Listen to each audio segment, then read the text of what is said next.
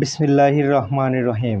আসসালামু আলাইকুম সুধী মণ্ডলী, রনি নিউজের পক্ষ থেকে সকলকে অনেক অনেক প্রীতি আর শুভেচ্ছা জানিয়ে শুরু করছি আজকের জাতীয় দৈনিক পত্রপত্রিকার শিরোনাম দিয়ে সাজানো অনুষ্ঠান পত্রিকার শিরোনাম। আজ সোমবার 6 শ্রাবণ 1432 বঙ্গাব্দ, 21 জুলাই 2025 খ্রিস্টাব্দ, 25 মহরম 1447 হিজরি। প্রথমে জানিয়ে দিচ্ছি আজকের দৈনিক ইত্তেফাক পত্রিকার শিরোনামগুলো। আজকের দৈনিক ইত্তেফাক পত্রিকায় প্রকাশিত প্রথম শিরোনামটি হচ্ছে তত্ত্বাবধায়ক প্রধানের নিয়োগ প্রক্রিয়া নিয়ে ঐকমত্য হয়নি। একই ব্যক্তির প্রধানমন্ত্রী, দলীয় প্রধান ও সংসদ নেতা থাকার প্রশ্নেও দলগুলোর ভিন্ন মত। 31 জুলাইয়ের মধ্যে জুলাই সনদ চূড়ান্ত করতে চায় কমিশন, বললেন আলী রিয়াজ। 40 বছরের ব্যবসায়িক জীবনে রপ্তানি খাতে এমন সংকট দেখেনি, বললেন এ কে আজাদ। অভ্যন্তরীণ শান্তি শৃঙ্খলা রক্ষায়ও সেনাবাহিনী গুরুত্বপূর্ণ অবদান রাখছে, সেনা সদর নির্বাচনী পর্ষদের উদ্বোধনীতে বললেন প্রধান উপদেষ্টা। গাজায় ইসরায়েলি হামলা, খাবারের লাইনে দাঁড়িয়ে প্রাণ গেল 92 জনের। পাকিস্তানকে 7 উইকেটে হারালো বাংলাদেশ। গোপালগঞ্জে কারফিউ ও 144 ধারা প্রত্যাহার। পরিস্থিতি বিবেচনায় গোপালগঞ্জে ব্যবস্থা নিয়েছে সেনাবাহিনী, বললেন স্বরাষ্ট্র উপদেষ্টা।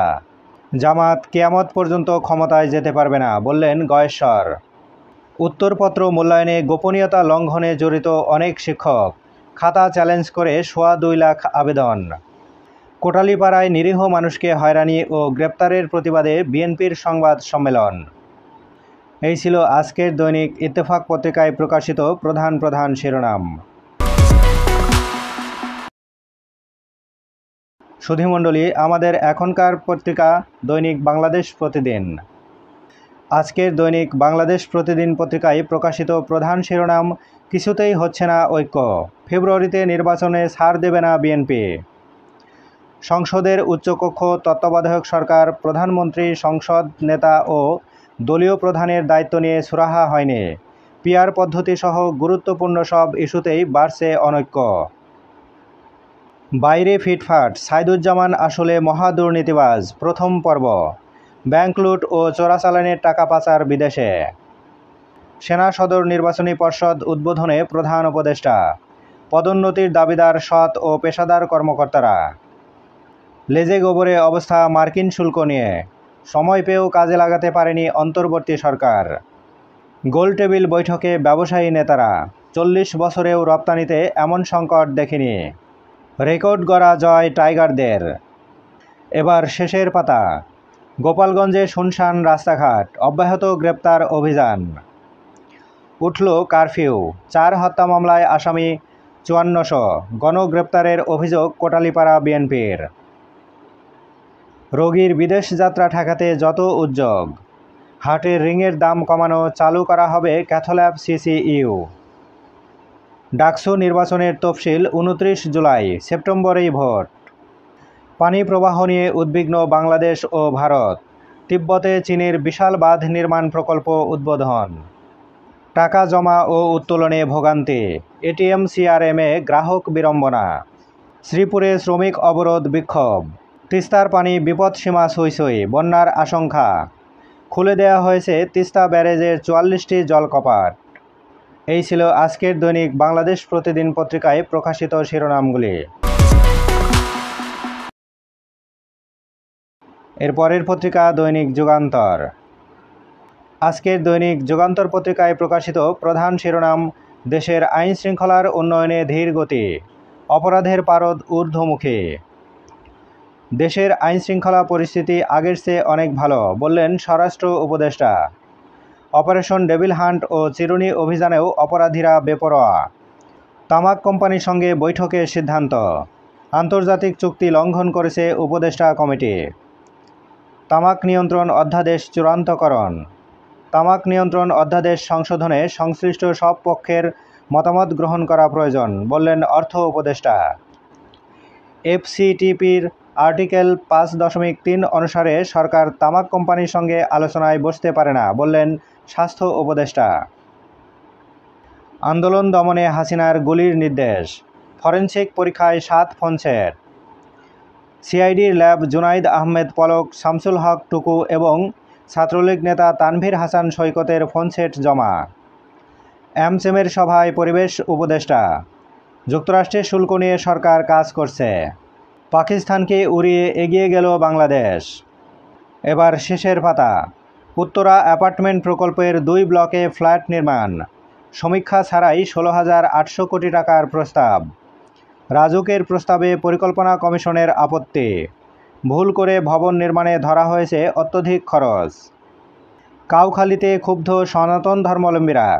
আওয়ামী লীগের ক্ষমতায় লোপাট আশ্রমের কোটি টাকা। টানা 11 বছর আশ্রম নিজের নিয়ন্ত্রণে রাখেন বিপুল বরণ ঘোষ। জুলাই অভ্যুত্থানে মানবতাবিরোধী অপরাধ। ওবায়দুল কাদের সহ 45 জনের বিরুদ্ধে প্রতিবেদন 15 অক্টোবর। কারাগারে কণ্ঠ পরীক্ষার অভিযোগ ইনুর। চিফ প্রসিকিউটর বললেন অনুমতি ছিল। এই ছিল আজকের দৈনিক যুগান্তর পত্রিকার প্রধান প্রধান শিরোনাম। সুধী মণ্ডলী, আমাদের হাতে থাকা সর্বশেষ পত্রিকা দৈনিক আমাদের সময়। দৈনিক আমাদের সময় পত্রিকায় প্রকাশিত প্রথম শিরোনাম, দেশের রাজনীতিতে নতুন মেরুকরণের আভাস। এক পক্ষ চায় আগে মৌলিক সংস্কার, অন্য পক্ষ চায় নির্বাচন ও গণতন্ত্র পুনরুদ্ধার। উভয় বলয়ের রাজনৈতিক কৌশল ভিন্নমুখী। তত্ত্বাবধায়ক ও প্রধানমন্ত্রিত্ব নিয়ে ঐকমত্য হয়নি। অমীমাংসিত বিষয়ে দ্রুত ঐকমত্য হবে, বললেন আলী রিয়াজ।